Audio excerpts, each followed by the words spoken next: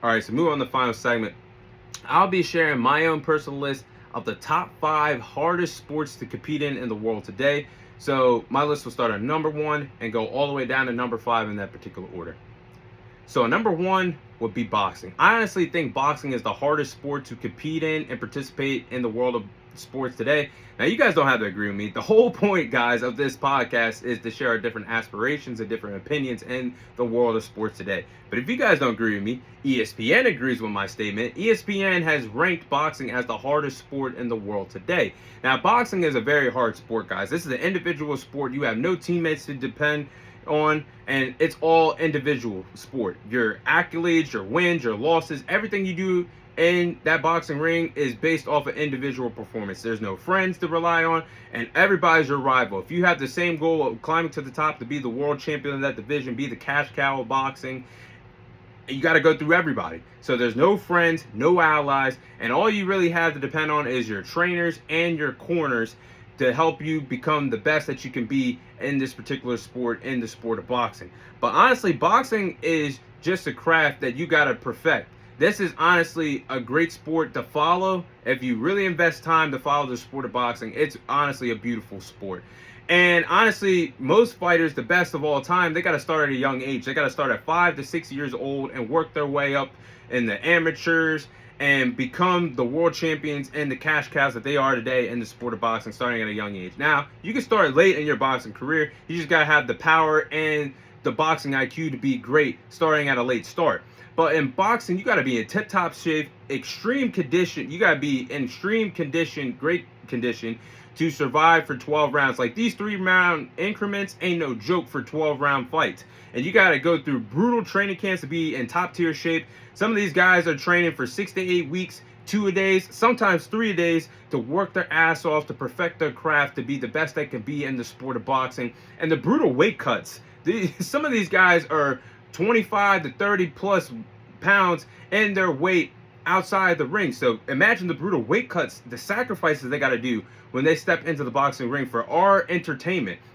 In boxing, you got to have a good reaction time, because this is a sport you get hit a lot. You got to have a good reaction time. You got to be a good counter puncher. You got to be alert defensively. You got to perfect the skills offensively, having a jab, landing 1-2 combinations. You got to be perfect. You got to fight in different lateral movements. You got to have the great footwork. You got to be able to have the boxing IQ to adjust in between rounds to figure out your opponent, or how to outpoint them and out-edge them in a very close competitive fight, or be the one to put them away in clutch situations when you're down bad on the judges' scorecards. So in boxing, you got to be good under pressure, just like in any other sport. You got to be good under pressure, but you got to have the mental toughness to take punishment in order to dish punishment. I don't give a damn how good you are defensively. Floyd Mayweather, Pretty Boy Floyd, Money Floyd, whatever the persona, this man was one of, if not the best defensive fighter of all time. This man took his fair share of punishment in that ring, rare, but took it, and had to dish out punishment in order to win fights. So you got to have the mental toughness to go through adversity. You might go through a cut, you might be bleeding, you might be suffering some injuries that you sustained in camp. You got to have the mental toughness to fight for all 12 rounds, or however many rounds the fight is. You got to overcome adversity. Sometimes you might get bounced off the canvas, get knocked down. You got to keep fighting all the way until the end. So I think boxing is honestly the hardest sport to craft. All the pressure on the world is on your shoulders, and especially in this sport, you lose one time, people write you off, because Floyd Mayweather made boxing nowadays to the point where you can't, if you lose your O, you're not great or you're not phenomenal. So the pressure is definitely on, but boxing, I think, is the hardest sport in the world today. Number 2 would be football. Now, honestly, I played my fair share of football over the years. I wasn't the best player. I wasn't an outstanding player. I was an average player. But football is honestly a very hard sport. It's the most physical sport out there in professional sports. And honestly, it takes a huge toll on the human body. Now, it's a short, violent game that has short, violent bursts, play by play. It's a brutal game. And honestly, you got to have understand the X's and O's to win football games. You got to remember a complete playbook on offense or defense, whatever side of the ball you play. And honestly, it's a chess match with helmets and shoulder pads on, honestly, if you want to honestly get down to the basics of the game of football. Coaching matters on all three phases of the ball: offense, defense, special teams. They all help you win ball games, put points on the board. So all three phases of the ball honestly matters. And you honestly have to have the mental toughness to compete in the sport of football, excuse me. I don't care what level of football it is: Pop Warner, high school, college, NFL. You got to have the mental toughness to compete for however long the game is, for all 4 quarters. And you got to get punched in the mouth and keep competing in the sport of football. You're going to overcome adversity. You're going to get hit hard. You're going to deal with injuries. But it all comes down to how you handle the adversity, how you play through adversity, how do you overcome game situations where your team is down bad, and with the penalties, down points. It's all based off of performance and how you play, and overcoming adversities with turnovers or in the cold, a cold offensive groove, unable to get defensive stops. That's what makes the game special, and that really forces you to dig down deep to win football games. And I think that's why it's a tough sport. And like football, like the NFL, you got to rely on your teammates. You got to rely on all 52 teammates on your team on a roster to win games. And in the NFL, you only get 1 week per game to play your games. 1 game per week, I should say, to play your games and compete. And that's on any level: Pop Warner, high school, college, NFL. You only get 1 week to win a ball game or lose a ball game. And then you got to put it all behind you and get ready for the next week. That's why I think football is honestly a really tough and competitive sport. It's the second hardest sport in my opinion.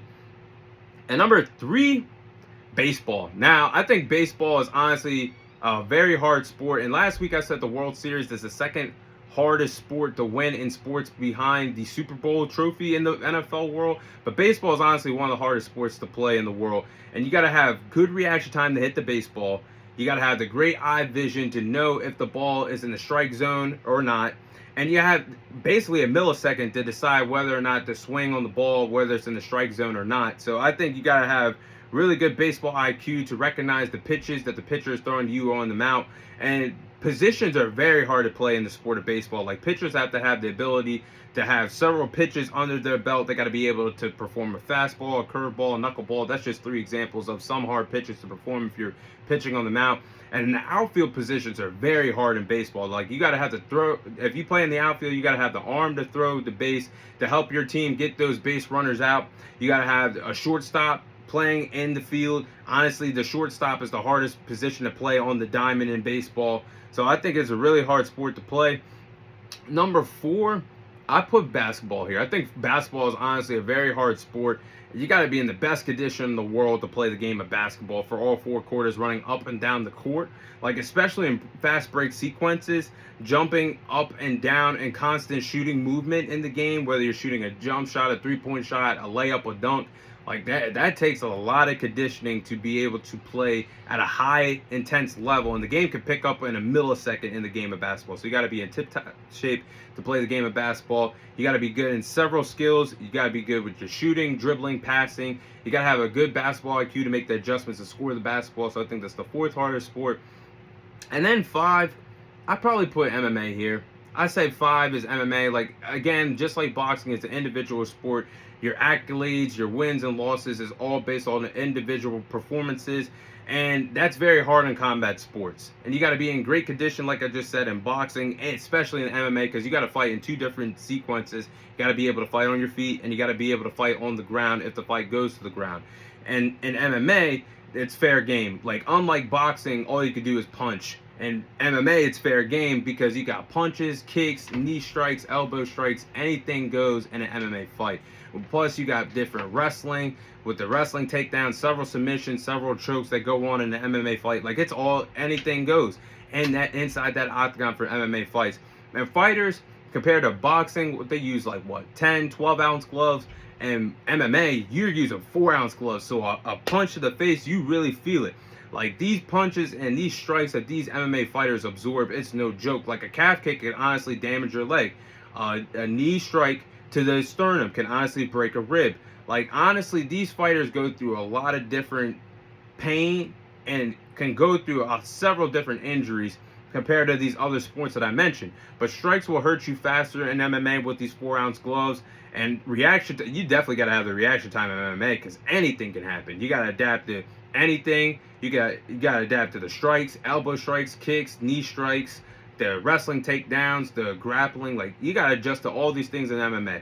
So honestly, I think I put together a pretty good list of the top 5 hardest sports to participate or compete in the world of sports today. But that is all the time I have for you guys today. Thank you guys for watching. Thank you guys for listening. This is your host, Thomas Tyree, signing off, and I'll see you guys on next week's episode.